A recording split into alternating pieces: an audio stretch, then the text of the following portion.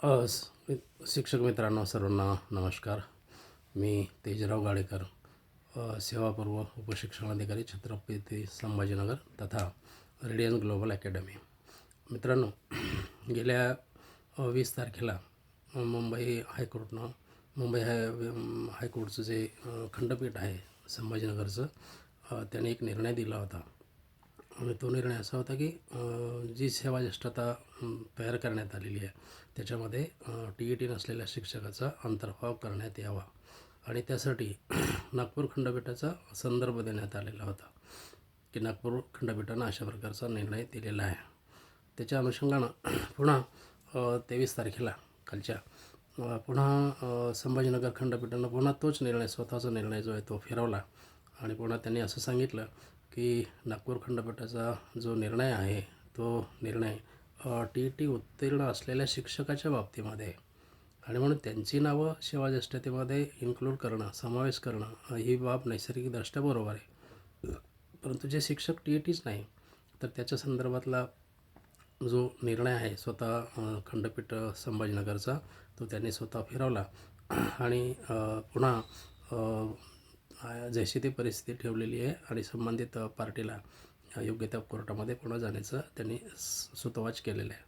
सांगायचं अर्थ असंच मित्रांनो की पदोन्नतीच्या संदर्भामध्ये TET ही आवश्यक झालेली आहे आणि हा 1 सप्टेंबर 2025चा माननीय सर्वोच्च न्यायालयाचा जो निकाल आहे त्या निकालाच्या अनुषंगानं ही त्या ठिकाणी कारवाई होत आहे आणि म्हणून शिक्षण विभागामध्ये जेवढे काही आता शिक्षकांना पदोन्नत्या मिळणार आहेत त्याला TET आवश्यक राहील.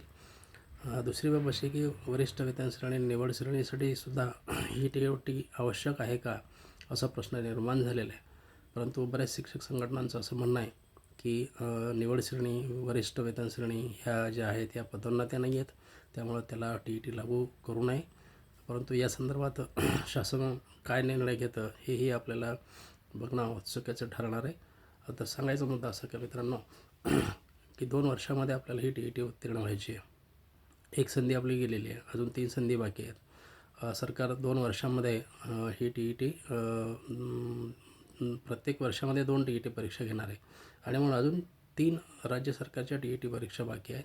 शिवाय केंद्राची CTET परीक्षासुद्धा आपल्याला देता येऊ शकते आणि म्हणून या विहित कालावधीमध्ये सर्व शिक्षक बांधवांनी TET ही परीक्षा उत्तीर्ण करावी अशा प्रकारचे मी आवाहन करतो. आणि यासाठी रेडियन्स ग्लोबल अकॅडमी हे आम्ही 1 मार्च 2026पासून त्याची बॅच कंडक्ट करत आहोत. आपल्याला जर प्रवेश घ्यायचा असलं तर कृपया 94 22 20 90 25 या मोबाईल क्रमांकावर आपण संपर्क साधावा अशा प्रकारची विनंती करण्यात येत आहे आणि सर्व शिक्षक बांधवांनी ही TET परीक्षा उत्तीर्ण करावी अशा प्रकारची विनंती आपणास करण्यात येत आहे. धन्यवाद.